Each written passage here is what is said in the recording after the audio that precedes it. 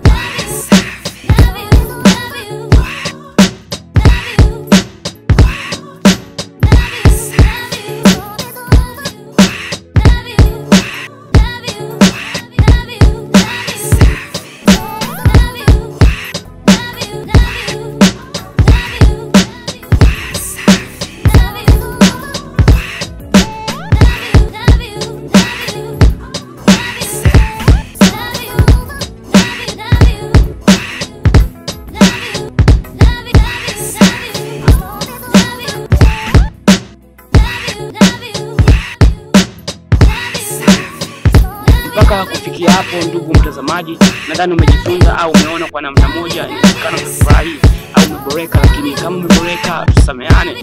Mimi ni binadamu ambaye ni mapungufu yangu sijatimia. Kwa hiyo ndugu mtazamaji, usisahau na kusisitiza tena, usisahau kumwambia na rafiki yako, jirani yako, lakini pia kushare link kwenye magrupu ya WhatsApp, mitandao mingine ya kijamii. Asante, siku nyingine. By the way, the work is done. So thank you my fans for watching Gwiji TV. Bye. Usisahau kusubscribe, kulike, kushare na kucomment.